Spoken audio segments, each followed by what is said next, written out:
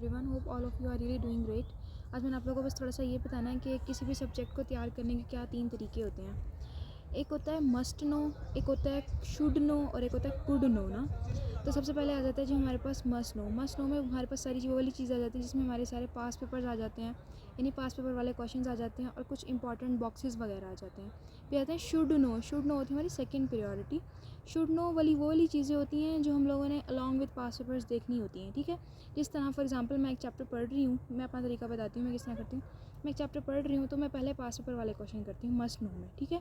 Number second पे मैं अपने सवाल निकालती हूँ कि इसमें से क्या क्या पॉसिबल बन सकता है, उसमें कहते हैं शुड नो, ठीक है। आप लोग भी ऐसे कर सकते हैं, आप भी शुड नो वाले क्वेश्चन निकाल सकते हैं, कुछ भी निकाल सकते हैं, आप किसी भी लाइन को MCQs बना सकते हैं। फिर थर्ड प्रायोरिटी पे आ जाते हैं हमारे पास गुड नो में चीज़ आ जाती हैं जो हम लोग एक दफ़ा रीड करें और रीड करने के बाद जो है हम पेपर में अटैम्प्ट कर सकें, ठीक है, हमें पता होनी चाहिए। तो इसमें हम लोगों ने सिंपल क्या करना था, अपने चैप्टर को शुड नो वाले सवाल करने के बाद और मस्ट नो वाले सवाल करने के बाद जो हमारे पास होते हैं हमारे जो कुछ बच जाता है ना, फिर हमारे पास समय उसमें कुड नो में आ जाता है। मतलब आप लोगों ने उसको इस तरीके से तैयार करना होता है कि आप सारे चैप्टर की दफ़ा रीड देते हो, रीड देने के बाद आप उसको पेपर में अटैम्प्ट कर सको। और ये जो होते हैं ना कुड नो वाले सवाल, इनको हम अपनी बेसिक जनरल नॉलेज के ऊपर भी जो है ना वो अटैम्प्ट कर सकते होते हैं।